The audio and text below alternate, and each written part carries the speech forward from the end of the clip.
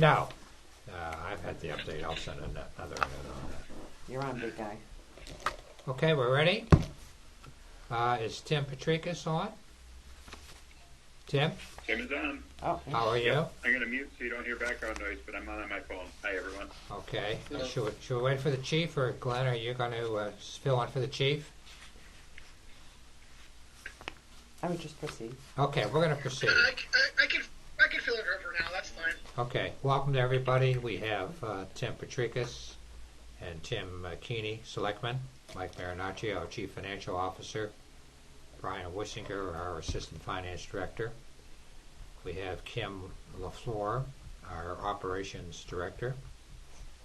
Glenn Reynolds, our Emergency Management Director. And also David McCafferty, Head of Veterans Affairs for the town. Pardon me? And registrar voter. And Registrar of Votes, I apologize. So, Man of many. Glenn, can you help us with the COVID-19 update as it relates to Summers? Sure. So right now, I believe we're at 288 cases. Steve Jacobs has been getting updates, but as they have been a little slow to update his system, which in turn is slow to update us. But 288 was the last number. Only 28 or 27 are actual residents of the town. The rest are all connected to the prison. The issue moving forward is that they're going to be testing all prisoners, so you might see a rather large spike in that number, of the overall number. Right. We had about 5 or 6 cases within the last week. Before that, we hadn't had a case in 2.5 weeks. So, as the testing becomes more available, we're going to see more cases. Have the amount of calls slowed down at all, Glenn? They're starting to pick back up again. The prison has slowed down a little bit. There was an outbreak in Osborne, but they weren't going to move those inmates. They had 100, 150 inmates test positive over there. And again, just like, towns with nursing homes, the same thing. They're testing all the nursing home residents, so you're going to see that number rise. But no, the calls have been steadily on an uptick for now. Okay. Glenn, other than that initial death, has there been any other reported? There's been 3 total, but all told. I'm sorry, the 1 resident of Summers and then 2 in the prison. So there's 3 total. The state statistics are as follows: 39,017 confirmed cases as of this morning, 3,529 deaths, 887 hospitalized, with a dramatic reduction in terms of hospitalizations. As everybody knows, we're in the first phase of the recovery of the opening of the state. That'll last until June 20th, at the orders of the governor, at which time they'll evaluate where we stand and look at the third phase, which will start hopefully 4 weeks after the June 20th date. Caution still is the watchword, and we're following those same procedures here in Town Hall. We're going to continue the status quo in Town Hall with restricting access by appointments only. Employees will continue to work remotely from home. Key departments like fire, police, Department of Public Works, and of course selected key employees here in Town Hall will resume their normal routine. All safety measures are in place, and we've increased those. And I can ask Todd to kick in right here, Todd, with your comments about what we're doing as it relates to additional sanitation. Yes, hi everybody. We're working with Glenn and Steve to come up with what we're going to do is a checklist for each building as far as cleaning and sanitizing. Each employee will be responsible for their own work area, their desk essentially, but we'll supply them with cleaning supplies. And then we're going to do enhanced wipe downs on common areas like door handles, light switches, counters, things like that. We're working out the details on that. This will be over and above what our cleaning company does at night in every building. So we're still working out the details. We'll be working on that next week so that when we do decide to go live or start opening things up a little bit more, we'll have a plan in place. This is going to require us training on everyone's level, and we'll be sending information out over the next couple of weeks for that. We plan on having one particular person assigned to each building that will be responsible then for implementing these measures. Is that correct, Todd? Correct. We'd have one building, I guess we call him supervisor, that will be responsible for that building. The most difficult one would be Town Hall, just because of the many accesses in different departments, but I'm thinking Eric Peterson. I'll have him going in several times a day, or members of the Parks Department checking the building and wiping it down. Other buildings are more closed off. The senior center, I don't anticipate that opening anytime soon, so that would just be for staff, or if they have somebody come in on an appointment basis. Same with Kibbe. Allison would be in charge of that, but again, very rarely and only by appointment. Police station already kind of is segregated, and I'm thinking probably loop Kim in on that to make sure that's getting cleaned well. Library, I'm not sure what their plan is. Haven't had a lot of discussion, but Jessica would certainly be the point person for that at the library. And DPW here would be me. But again, we'd never get visitors on a normal day, and we certainly haven't had any in several months. I want to stress that our current measures have been extremely effective, but with the additional guidelines from the governor and the instructions in terms of the first phase of opening, we're going to double those efforts to make certain we do this on a regular, routine basis over and above what we're currently doing. Any additional comments in regards to that? The next item on the agenda is the continued discussion to form a committee to investigate and report on the local pandemic response. And I guess, Glenn, you were going to fill us in on that. Yeah, so we're looking at the long-term recovery, and I did send out my thoughts on that for your guys' comment.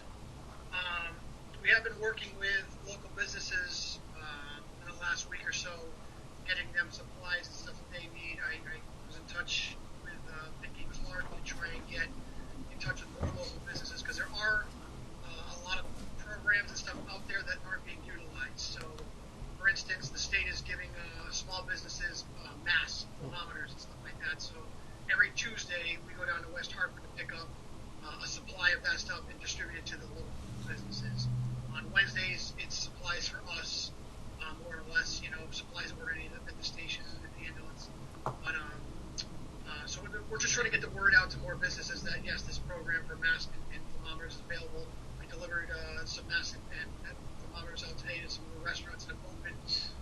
They very much appreciated that, because they ordered them, and again, they're having trouble getting the stuff. So the big thing I think we really want to talk about is the formation of this recovery committee. So we haven't entertained any comments or questions on what I put forward there. Have you received any recommendations or? I have actually one. So I have one recommendation, actually. Ann Canoyer. She's, you know who she is? Yep. So she used to be one of the prison wardens.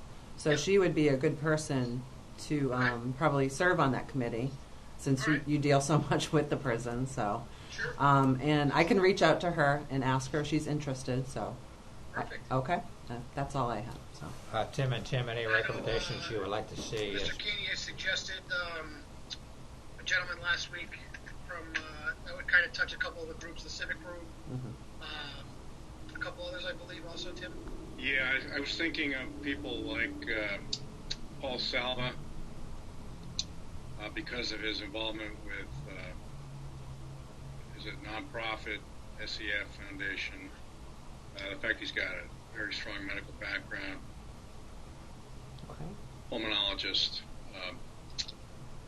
Someone like possibly Dave Marty you might want to consider. Yeah. He's a businessman in town, president of Rotary. Yep. And pretty squared away. Another person I thought about and haven't talked to is Jeff Golden, who is the vice chief or deputy chief in police in Enfield. Yep. Just because he could be objective in town, might also have some conflicts as a result. He works in Enfield. I don't know about that. Right. Another possibility would be someone like Bill Shapiro, who is a young attorney. Yeah. I think he serves on the ethics committee right now. And I asked him whether he'd be interested. He said certainly would. And he's young, he's energetic, he's smart, and he's got a lot of resources he can draw from his law firm. Those are just people I was thinking about. With regards to your document itself, I was just, I thought you did a great job putting it together. I'm wondering whether we need up front something like, form to address, basically the catchwords that the governor had, form to address to meet urgent needs, accelerate recovery, expedite coordination with state emergency management structure, and then go into the mission. Third line of the mission, I would change the word from your to members of our community versus your. I had that on the second draft. Yep. Yeah, and of course the governor's original document referred to representation from nonprofit, government, private sector partners, just as ideas of people to draw from. Yep. I think that Kim's idea of Ann Knoyer is outstanding. Yep. She's a very solid citizen with great experience and connections. Yep, I agree. I also think, so everything I read, they kind of want first responders or emergency out of it, not part of this. So I'd be happy to oversee it and facilitate and get everything everybody needs. But I think because I don't want my influence to influence the members. So you could be a great resource, needless to say. The liaison. Yeah. Keep everybody. But I would be happy to sit in the meetings and facilitate and answer questions and get materials that they need. I think Allison should be on there from social services, and even Chris Boucher for recreation. Okay. I haven't even looked at or read this. Okay. But my feeling on the benefit that the town can provide here to the local business community is really to act as a conduit for them.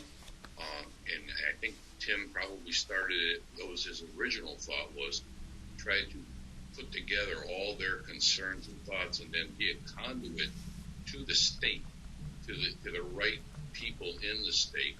And I'll just for an example. Let's say the businesses are really feeling, and they are, a crunch in terms of the dining aspect of the restaurant.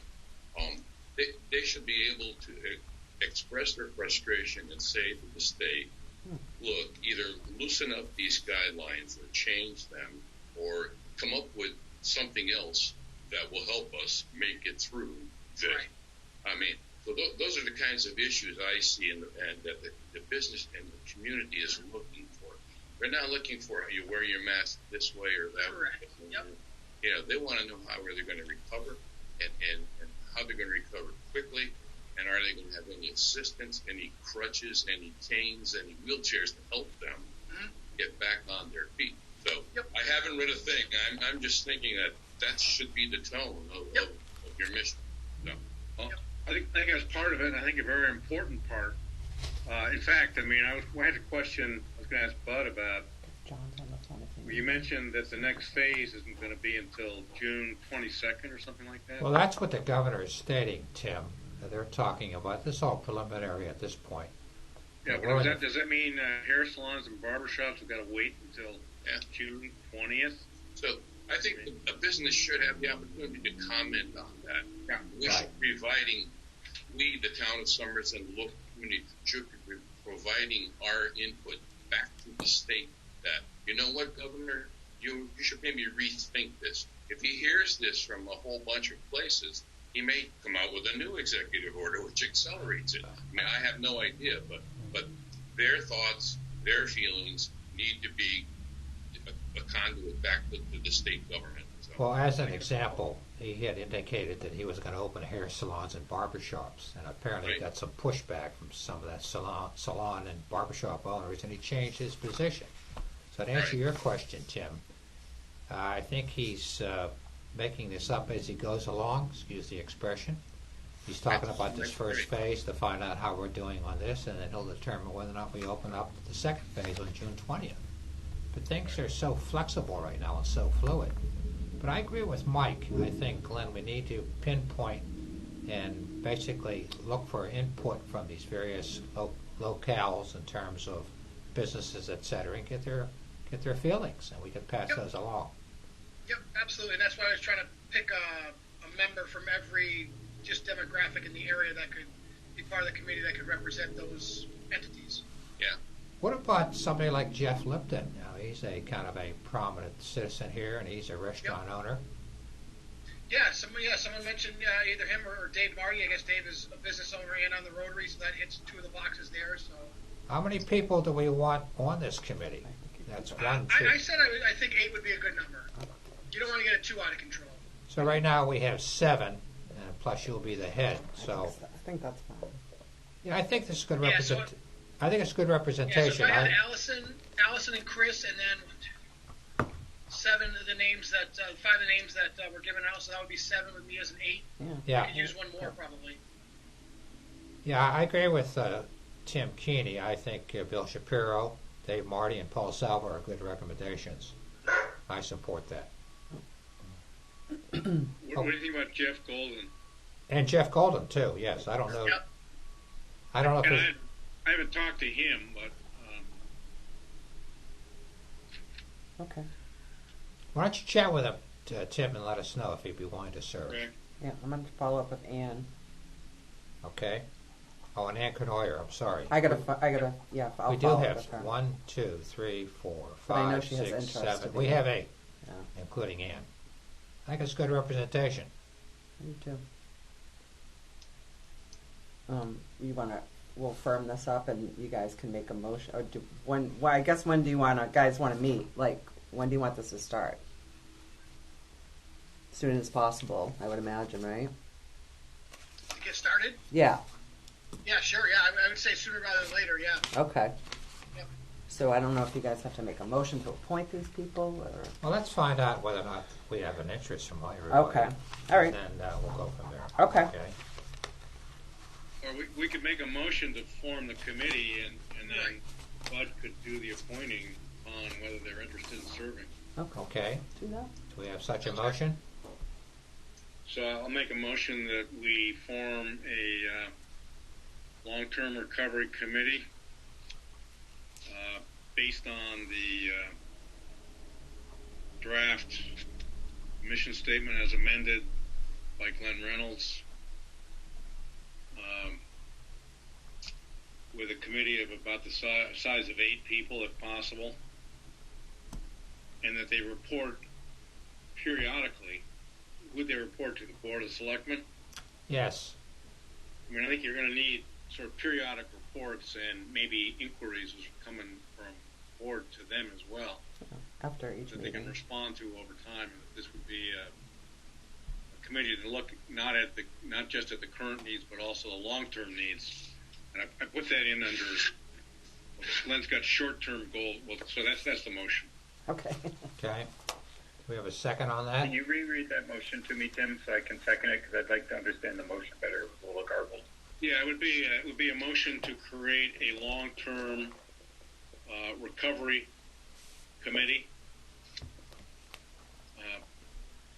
based on the governor's recommendation and Glenn Reynolds' draft mission statement. His draft outline as amended. We're going to amend it today. With a composition of 8 members, and reporting requirements back to the Board of Selectmen periodically.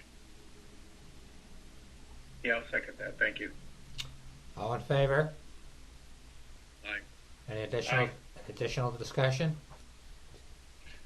Yeah, on the recovery plan, the draft, I thought even though Glenn's got under short-term goals, it's identify immediate needs. But I think it should be immediate and long-term because there's going to be needs that are created that are going to be over time, not just what's needed. next couple of weeks. Yeah. Well, just as a point of order, then, I think it should be a first, second discussion, then a vote. We just voted on it, and now we're changing it. So No, if somebody could just I get said me back as on amended. track. I said the motion was the outline as amended. Yes. Right, and then Bud said, all in favor, we said aye, and then he said any further discussion, we started talking more, so it sounds to me like we already had a vote. So if I got that wrong, I apologize, but it should be first, second discussion, then vote. Okay, so let's amend the document then before we vote, if you want to do it. I thought the motion was going to describe what it is we're trying to do, but go ahead. You decide, Bud. Well, what's your opinion, Tim Patricus? Do you want to amend this, or you want to go ahead with the No, original? my opinion is rules of order. Okay. There's a motion, there's a second. Then there's a discussion, then there's a vote. You called for a vote, we voted, and then it kept getting discussed. So I don't know what's going on. Yeah. Okay. So we voted. Okay, maybe we should amend the document first, and then include it in the motion, and not allow for any amendments. That better, Tim? I guess we'd have to go back and listen to the recording, Tim and Bud. I don't know what we voted on now. Essentially, I think what we voted on was the formation of the committee, Right. Yep. the number of the people on the committee, and then this, the document that I came up with can be amended by that committee, I would say, and tailor that That's to what I they thought. want to do. That's what I jotted down. And then the conversation kept going. But if we've already voted to let you guys amend that document as a committee, there's no reason for any further discussion. If we're going to have more discussions, then we should rescind that vote. It's just a point of order that once the vote's done, you don't go back to discussion. The discussion comes after the second and before the vote. correct. Let's leave the original vote as it is, and then we can amend it based upon the committee's recommendations. Okay? Yeah. Alrighty. Thanks for the point of order, Tim. You're the expert in Robert's Rules of Order. The next item is at the recommendation of Tim Patricus to issue a proclamation for our first responders, which is as follows. Whereas it is the intention of the Board of Selectmen to focus attention on noteworthy occasions and individuals, and whereas today first responders include 9/11 dispatchers, law enforcement officers, professional and volunteer firefighters, professional and volunteer medical service personnel, emergency management professionals, to protect and aid the public in the event of an emergency, and whereas every day first responders risk their own safety and personal property in the performance of their duties to protect our citizens, and whereas first responders are first and best defense against all emergencies that may threaten our communities, whatever their nature, 24 hours a day, 7 days a week, and whereas first responders undergo extensive education and training in order to achieve the expertise required to respond to emergency situations, and whereas our First Responders Appreciation Day and throughout the year, Somers residents are encouraged to celebrate the service and the sacrifice of the first responders who make our community the best in which we live, work, and raise a family.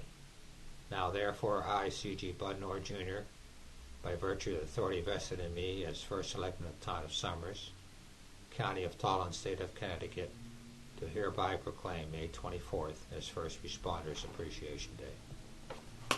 Very nice. Tim Patricus, thank you for that suggestion. I think it's important that we recognize this.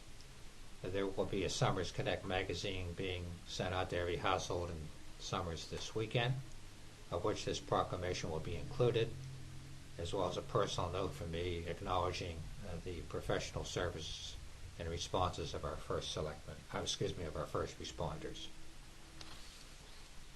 Thank you all, and Kim, thanks for writing that so well. I appreciate it. Oh, no problem. It's actually going to be in the Somers Connects too, so which is going to be at your doorstep probably this weekend. My compliments to It came out so good. Tim. It came out so good. Wait till you get it. All right, the next item on the agenda is local traffic authority for the 2020 senior class parade on May 30th at 10 a.m. I'll read a letter from Trooper Michael Heavey. Dear Board of Selectmen, I have had the opportunity to review the request from the Senior Tribute Committee to utilize the town and state roads on Saturday, May 30th for a senior tribute parade. The event organizer, Callan Skoranek, has indicated the route they wish to utilize, see attached. This is the first time this parade has been organized based on the unprecedented events and changes that COVID-19 has placed on every aspect of society, including the graduating class of 2020. The parade will include approximately 100 vehicles with a fire department apparatus leading the parade. The parade will require the brief closure for 5 minutes of multiple roads along the parade route. Temporary closures will be accomplished with a combination of police, Department of Public Works, and CERT personnel. Parade route is 25 miles in length and will take approximately 1 to 1.5 hours to complete. Despite the large nature of this event, the impact to the roadways will be brief. I recommend the local traffic authority approval for this event. If approved, please forward the local traffic approval letter to the State of Connecticut Department of Transportation. Attention Amy Medica, etc. If you have any questions or concerns, please let me know. It's a wonderful event. It's unfortunate that the current crisis has impacted the graduating seniors, and I think this is a wonderful tribute for them to be acknowledged by their family, friends, and citizens of town. So, a recommendation to proceed. What was the what were the road closures again? I just missed. I didn't write that down. I don't have those all. It's quite extensive. I can forward those to you, Tim. No, I was just curious. You know what we're doing here. 25 miles. Yes, I don't have that with me, but I can forward that to you. Have that handy? Oh, it's here. It's in the Summers Connect magazine. I'm sorry. Here it is, Tim. Start at Fort Town Fairgrounds. Sunshine left on Sunshine Farms Road, right on Billings Road, left on Piper, left on Haystack, right on Partridge Run, left on South Road 83, left on Jamestown Road, right on Colonial Drive, right on South Road, left on Mountain View Road. I can go on and on. There's quite a few. Any idea how big this parade is going to be? 100 cars. 100 cars. It's a good thing. We need a vote. vote. Is that okay? I encourage everybody to turn out, have their cars decorated, wave signs, Absolutely. plaque, etc., etc. And the timing for this, Bud? 10 o'clock on May 30th, Saturday. All right. So we need to have a vote to authorize me as the local traffic authority to proceed.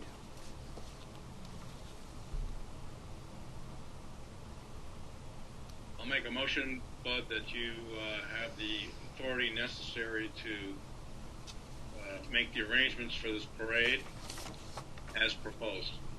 Okay. And I'll second that with vigor this time. All in favor? Aye. Any additional Aye. discussion? No, that's You flip that around to get Bud. You got to do the discussion after the second before the There's vote. no, All there's right. no discussion. It's done. Thank you, Tim. All righty. All set?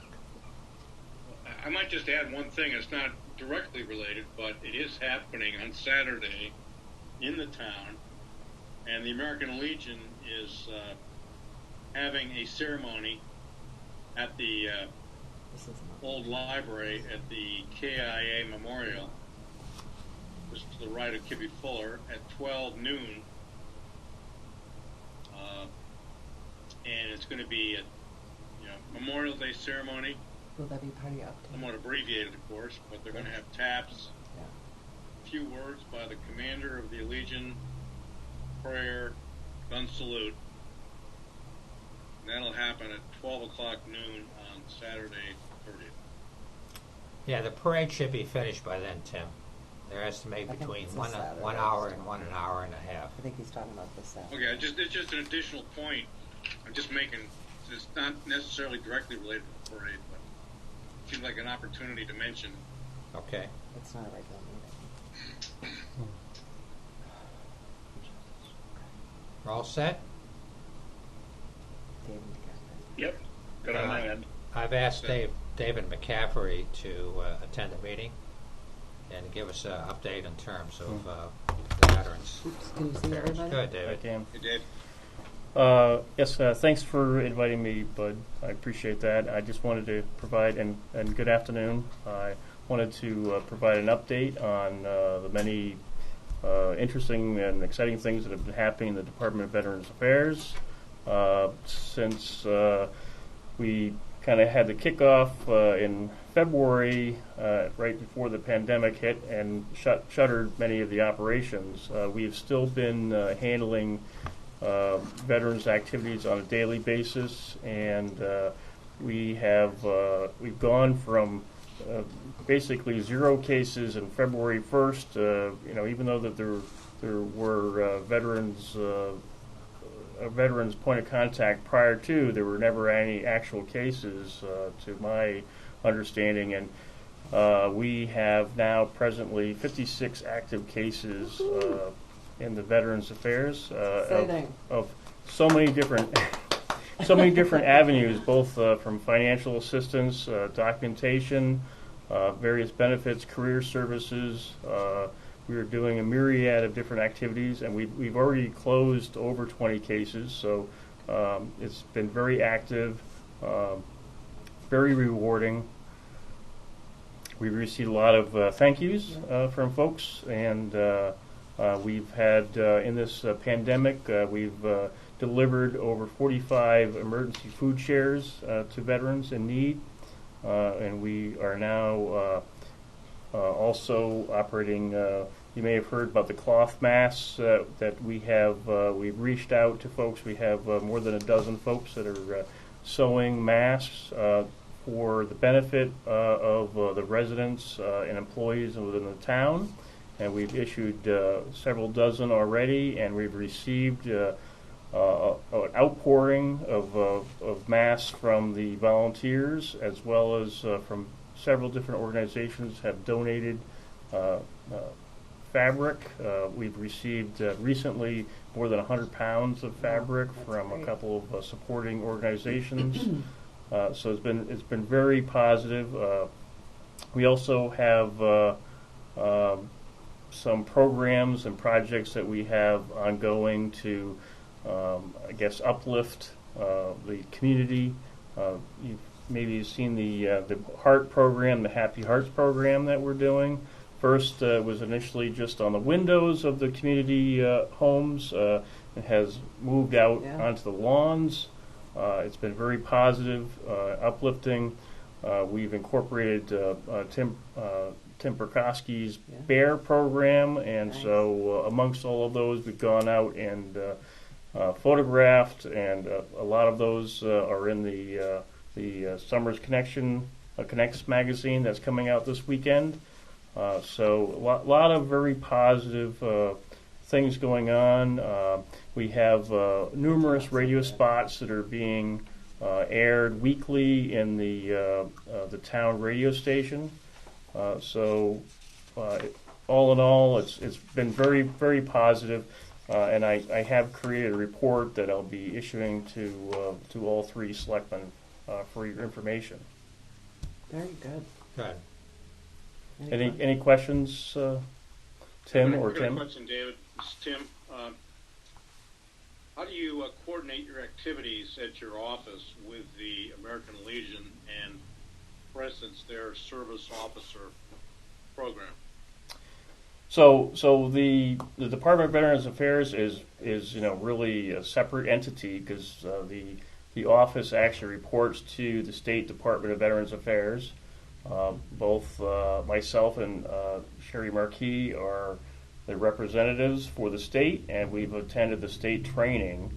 We have reached out to the American Legion Post-Service Officer for any cases that he may be working on that we can assist. As Sherry and I are both representatives to the Soldier Sailor Marine Fund, so any cases of financial assistance from anyone that the Legion has connections with, we take the lead on that and assist them accordingly.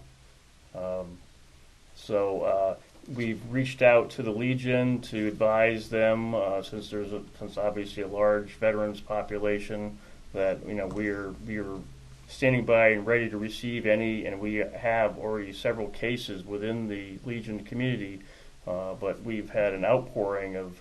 I have met almost a duplicative number of veterans beyond the folks I've met in the American Legion. So it's been really wonderful to connect with all these veterans and discover their needs. And we've been working with social services to improve some of the procedures and protocols that they have.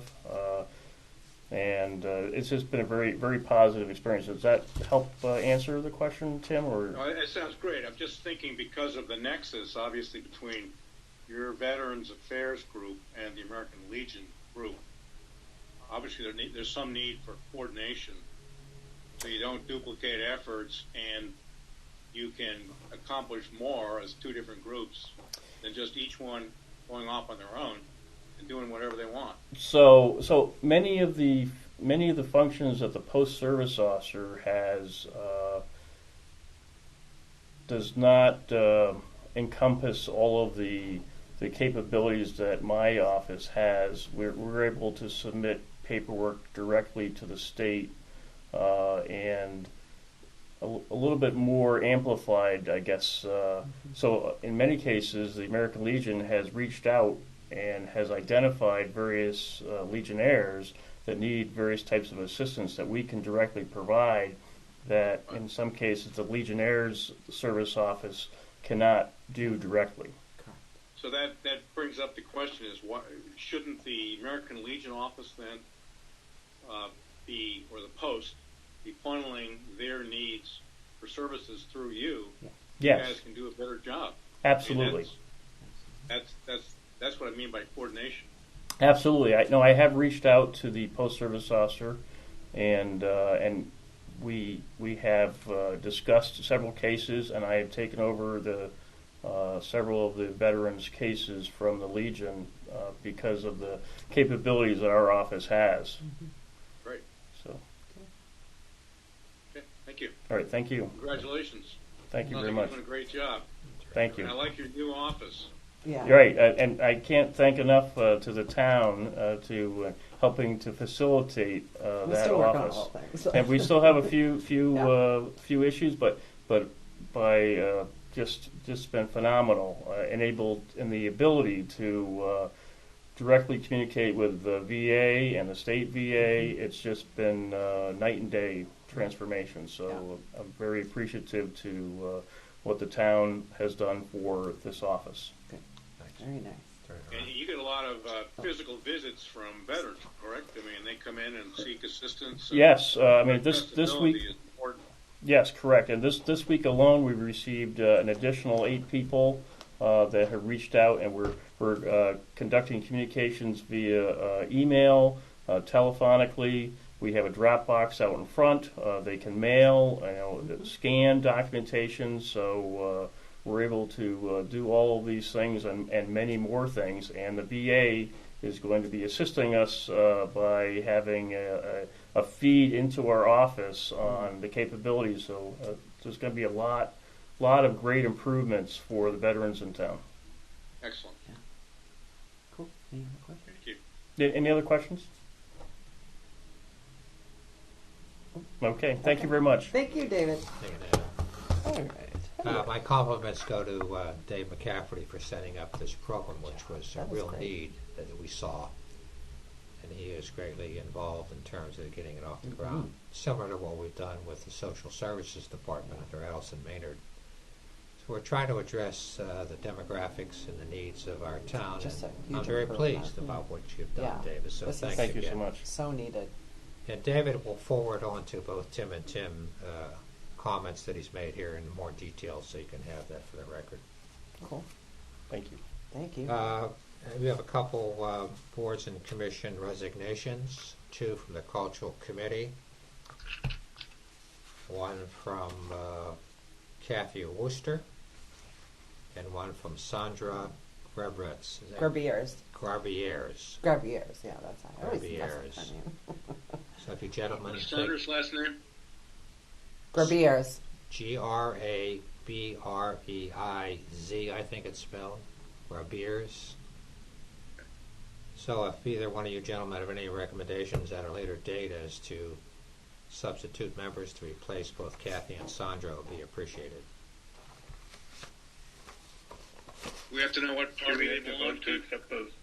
Yes, I mean, I We don't can have it get right that in front to of me you. right now, but I will get that. I can provide that too. Oh, yeah, It that's seems true. important. Do we have to vote to accept those, Bud, or are they just put through automatically? I'm sorry, Tim, I didn't hear what you said. Do we have to vote to accept those resignations, or are they just Yes, we approved do. automatically? We have to vote to I'll make a accept. motion that we accept them both with regret. I'll second that. Okay, all in favor? Aye. Aye. Okay. So it'd be helpful to know which party they are so that we don't go out of our way to find somebody and then. Yeah, we'll send that to you under separate cover. Well, I know the chairman of that committee Thank you. has got a couple people already, so. The chairman being Ann Levesque, she said she has some recommendations, but we'll make certain we follow the procedures as it relates to Democrat, Republican, or Independent. And I'll let both of you know what the party affiliation was for Kathy as well as Sandra. Yeah, I don't know off the top of my head. Oh, get that. Yeah. The next item is authorization for the fiscal year 2021 lease package. Brian, you want to handle that for us? Sure. So now that the budget is passed, we've gotten the documents over from the leasing company, which is Webster Bank this year. Basically the Board of Selectmen have to authorize Bud to sign the documents so that they can process everything and we can begin ordering the equipment that is part of the lease.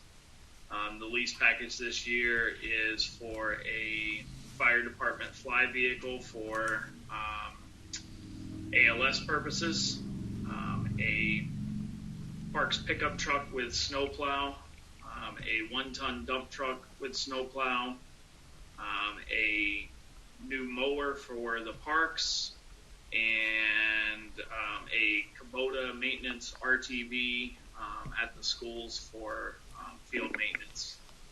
The new fields, plus they're also going to use it in the winter to plow parking lots and sidewalks and so forth. What are the total lease payments? The total lease payments will be roughly $75,000 per year for 5 years. We haven't got the exact number yet. What the payment will be. We have to sign and submit all the documentation before they give us the exact dollar figure. And do we end up owning the vehicles at the end of the 5-year lease? Yes, so the first payment is made when we submit the documentation, and then there will be 4 consecutive years after that. So we will own the vehicles at the end of 2024. What's the total value of the vehicles, Brian? Total value of the vehicles are, maybe I should have highlighted those cells.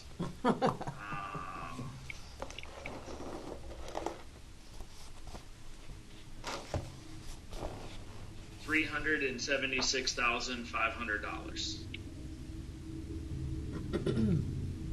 Cool.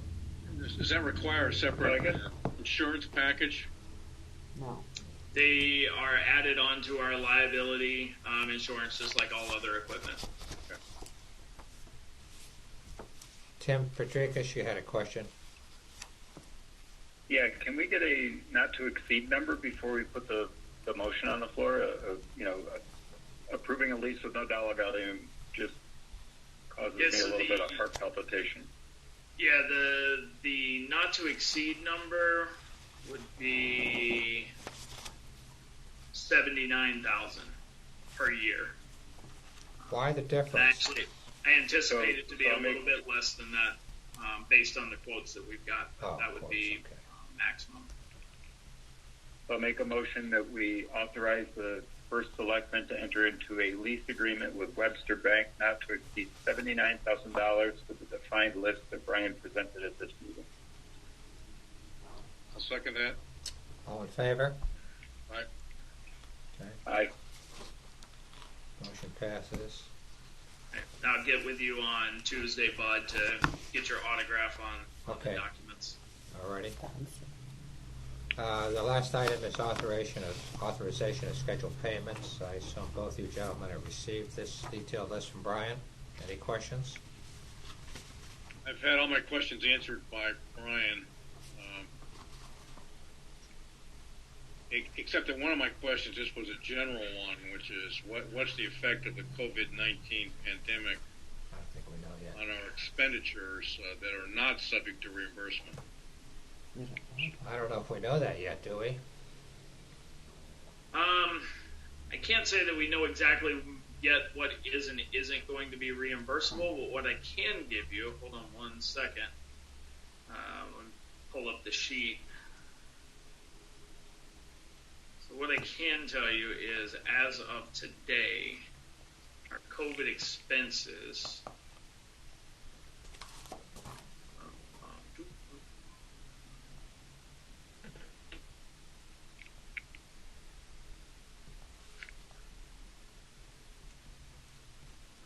Between 10 and 15,000, is that about right? one second. Reports generate a little slower at home. So right now, our supplies, repairs, so forth, expenses related to COVID-19 are $18,631. On top of that, we also have firefighter overtime that we've been tracking. We believe that all of these supplies and overtime will be part of the 75-25 split with FEMA. I don't have any information as far as the Board of Ed, what they have spent in relation to the COVID expenses. I can reach out to Bill and find out that kind of information from him. But as of now, on our side, including overtime and so forth, we're probably pushing 30 to 35,000 worth of expenses. Their expenses may run into the new year, and their expenses may be capital in nature, especially when they're trying to isolate or space apart students in school. So they're certainly going to be spending money in the next fiscal year related to COVID-19.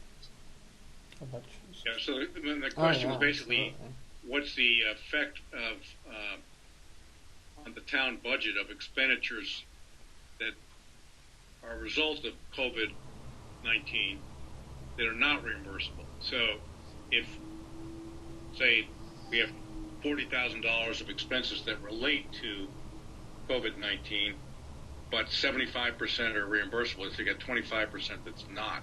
Is that how it works? Yeah. Yes. Okay. It doesn't seem to be material at this moment. So. Okay. As of right now, if we said we had 40,000 roughly, 30,000 would be reimbursed, 10,000 we would have in expenses that we would just eat as part of our budget, basically. We're hoping to realize some savings as far as energy usage over the past few months in the buildings. And heat was a big one this year. Thankfully, we didn't have a super cold winter, so we've already seen some savings from heat as well. Vehicle fuel has been down with things not running as much. The school has not used diesel or gas for the past 2.5 months. So we are seeing, and they're liquidating what they had to expend by contract, but it's at a much lower rate. So we're seeing some return there to offset some of these supply expenses, basically. Right. Thank you. Chief has joined us. Any additional comments you want to make, John? We're doing pretty good. I just want to let everybody we're still doing good. Good on PPE. Our members are still doing well. No issues here. The third ambulance is in. It will be in service tonight and running calls. So thank you everybody for the support and getting that up and running and getting that out and about. The other thing also, I know you guys are talking about numbers and budget, and I'm working with Brian. We have already gotten about $9,000 from Medicare and Medicaid back towards our EMS expenses, towards our COVID expenses. I've also applied for the FEMA did a Fire Act supplemental grant application. We put in for $3,000 worth of PPE, and so far that seems to be moving along pretty well. So I'm pretty optimistic that we're probably going to get that one as well. So fingers crossed, but we are trying to do grants and other federal programs that we can to try and get some of the reimbursement. Okay. Good job, John. So we were discussing the payment authorization. Okay. I'd like to make a motion that we approve the authorization for 2019, $219,770.43. Okay. I'll second that. All in favor? All right. Aye. Passes. Okay. Motion to adjourn. Motion to adjourn. Tim, second. Yes, sir. Okay, all in favor? Aye. All right. Thank you, gentlemen. Have a good weekend. Bye. All right. Thanks, Happy Memorial.